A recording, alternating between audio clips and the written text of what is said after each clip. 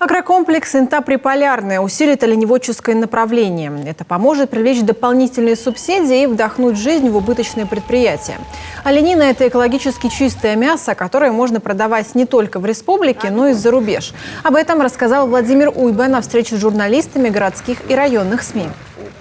Сейчас получаем сертификат на то, чтобы выйти с олениной «Инта-Приполярной» на международный рынок. Вместе с тем, с рабочей группой прорабатывается вопрос о дальнейшей деятельности по направлению молочного животноводства. Ухудшение финансового состояния агрокомплекса наблюдается с 2011 года. Большие издержки и высокая себестоимость продукции в условиях Крайнего Севера делают производство молока нерентабельным. Ранее учредителями было принято решение о консервации птицеводческого направления.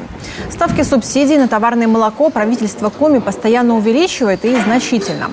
Объем финансовой поддержки из федерального и республиканского бюджетов исчисляется сотнями миллионов рублей. Однако деятельность агрокомплекса «Инта-Приполярная» из года в год остается убыточной.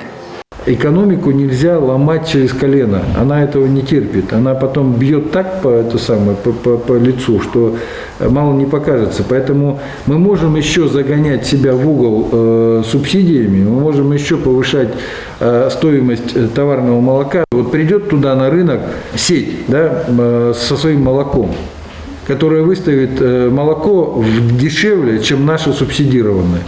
И что мы будем делать с этим молоком? Люди же все равно будут покупать товар примерно одинакового качества по той цене, где цена привлекательная, правильно? Вы же не будете брать за 40 рублей молоко, там, когда стоит рядом за 20.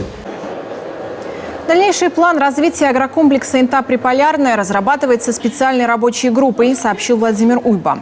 Совместно с Коми-холдинговой компанией формируется финансовая модель нового юридического лица. Перерегистрируем и сделаем новое юрлицо. И в этом юрлице все-таки основное будет это развитие оленеводства.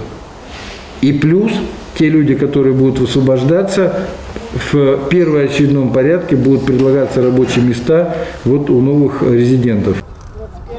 Сейчас идет регистрация нового резидента арктической зоны, для которого предусмотрены льготы. В Инте построят завод по производству карбидов, что вдохнет новую жизнь в экономику муниципалитета и позволит вывести его на новый уровень развития.